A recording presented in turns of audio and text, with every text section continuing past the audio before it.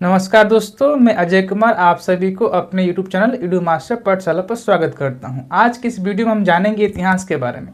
इतिहास क्या होता है, इतिहास शब्द की उत्पत्ति कैसे हुई है और इतिहास के पिता कौन है। तो चलिए शुरू करते हैं आज का इंटरेस्टिंग ये वीडियो। इतिहास शब्द की उत्पत्ति संस्कृत भाषा के 3 शब्दों से हुई है। पहले है इति, ह और आस। इति के अर्थ की बात करें, इति का क्या अर्थ होता है। इति का अर्थ होता है जैसा हुआ वैसे ही, और ह का अर्थ होता है सचमुच, और आस का अर्थ होता है ज्ञान होना, यानी कि जैसे घटना घटा वैसा ही, और सच में ऐसा घटना हुआ है उसका हमको ज्ञान होता है, वो इतिहास होता है।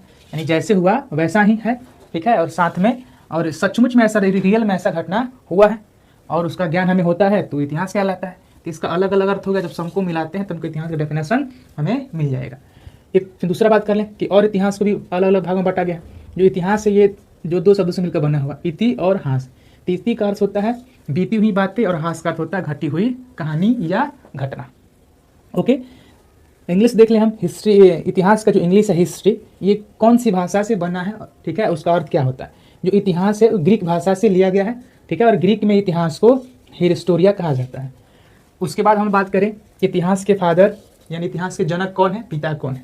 इतिहास के जनक हेरोडोटस को कहा जाता है, या पिता कहते हैं इनको, किसको, हेरोडोटस को। अब क्यों कहा जाता है, क्या कारण है। कारण ये है कि सबसे पहले इन्होंने एक पुस्तक लिखा था जिसका नाम था हिस्टोरिका।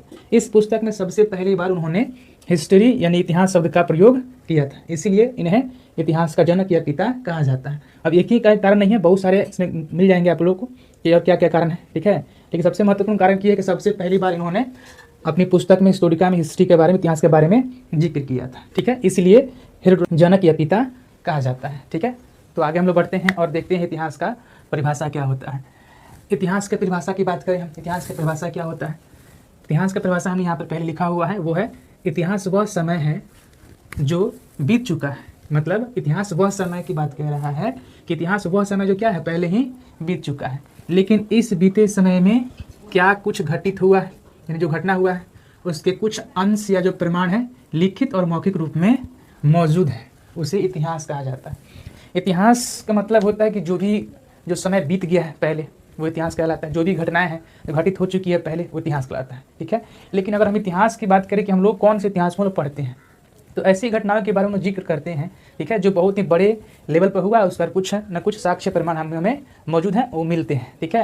बस हम सबका अपना अपना इतिहास होता है, मेरा भी अपना इतिहास है, आप सबका भी अपना इतिहास होगा। जो आप कल किए, परसों किए, तरसों जो किए थे पिछले समय में, वो सब आपका इतिहास है। लेकिन उन सब इतिहासों को हम लोग को इसमें नहीं पढ़ना होता, हमें वही इतिहास के बारे में पढ़ना होता है जो बहुत ही बड़े पैमाने पर हुआ हो, कोई घटना हुआ हो, उसको हम पढ़ते हैं, और उसका कोई साक्ष्य प्रमाण मौजूद है, उसको हम लोग पढ़ते हैं, ठीक है।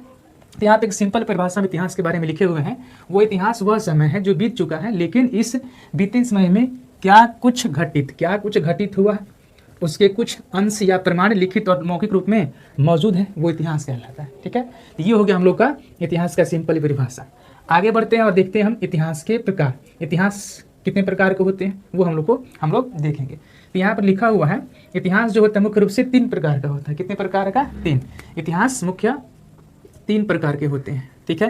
पहला जो है प्राक-ऐतिहासिक काल, दूसरा आदि-ऐतिहासिक काल, और तीसरा ऐतिहासिक काल। ये हो गया हम लोग का इतिहास का 3 प्रमुख भाग। पहला कौन, प्राक-ऐतिहासिक काल, आदि-ऐतिहासिक काल, और तीसरा ऐतिहासिक काल, ये हो गया, ठीक है।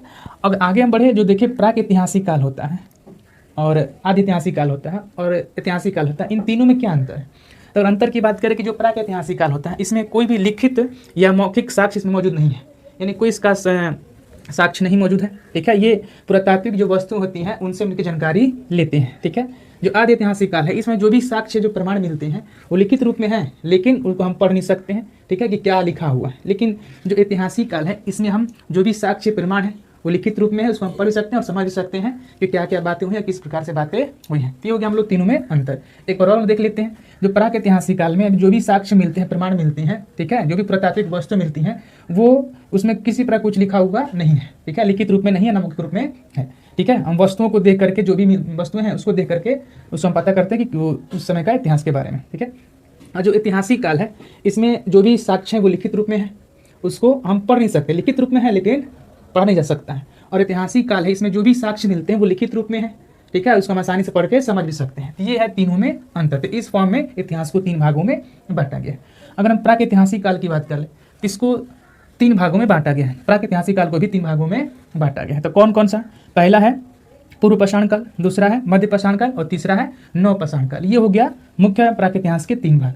और इसके बाद जस्ट जो नव पाषाण काल है जो खत्म होता है, जस्ट खत्म होते ही शुरू होता है ताम्र पाषाण काल, यानी तांबा का वस्तु का इस्तेमाल होना शुरू हो गया था। हम बात करें कि ये पाषाण क्या होता है। पाषाण का मतलब होता है पत्थर, ठीक है, यानी ऐसा समय जो पत्थर युग था, यानी जो भी मानो तो उस समय जो भी हथियार थे वो सभी पत्थर के बने हुए थे, ठीक है। जो भी हथियार बनाते थे शिकार करने के लिए या अन्य कामों के लिए, सब क्या है, पत्थर से बनाए गए थे, इसीलिए इसको कहा जाता है पाषाण काल, ठीक है। कितना हो गया 3। उससे आगे हम बढ़ें, जो आदि ऐतिहासिक काल है जिसमें लिखित जो भी साक्ष्य मिलते हैं इसको पढ़ नहीं सकते हैं, उसमें आता है सिंधु घाटी की सभ्यता के बारे में जानकारी लेना है। इसको हम जो भी जानकारी लेते हैं लिखित रूप में बहुत सारे साक्ष्य मिलते हैं, लेकिन उसको मतलब पढ़ नहीं सकते कि क्या लिखा हुआ है। आगे बढ़े हम, तीसरा जो ऐतिहासिक काल है इसकी बात करें, इसको भी 3 वर्गों में बांटा गया है, प्राचीन इतिहास, मध्यकालीन इतिहास और आधुनिक इतिहास। इंग्लिश में एंशिएंट हिस्ट्री, मॉडर्न हिस्ट्री और मिडिवल हिस्ट्री और मॉडर्न हिस्ट्री। ये हम लोग का ऐतिहासिक काल का 3 भाग हो गया। और इधर ये सब छोड़ के ये जो आगे के हायर क्लास में पढ़ना होता है, ठीक है, ये, लेकिन शुरुआत हम लोग को यहीं से होती है, ऐतिहासिक काल से ही, जिसको हम 3 भागों में बांट कर पढ़ते हैं, प्राचीन ऐतिहासिक काल, मध्य ऐतिहासिक काल और ऐतिहासिक काल। तो ये हो गया हम लोग का इतिहास का जो अलग अलग वर्गों में जो बांटा है उसका जानकारी। पहला क्या, इतिहास वाली परिभाषा देखे, उसके बाद हम इतिहास के प्रकार देखे कि इतिहास को कितने वर्गों में बांटा गया है और किस प्रकार से बांटा गया है, इसको हम यहाँ पर बढ़िया से पढ़ लिए। अब हम क्या करेंगे, एक एक करके इतिहास के जो भी भाग हैं, जैसे प्रागैतिहासिक काल है, ठीक है, इसमें आता है पूर्व पाषाण काल, मध्य पाषाण काल, नव पाषाण काल, इसके जस्ट बाद शुरू होता है ताम्र पाषाण काल। एक एक करके सभी के बारे में बढ़िया से डिटेल्स में पढ़ेंगे, ठीक है। ये हो गया। आगे हम लोग क्या करेंगे, करके सबके बारे में पढ़ेंगे, ठीक है। अगर आपको भी इतिहास पढ़ना है तो आप भी फॉलो कर सकते हैं हमारे यूट्यूब चैनल, जिसका नाम है एडू मास्टर पाठशाला। थैंक यू, धन्यवाद।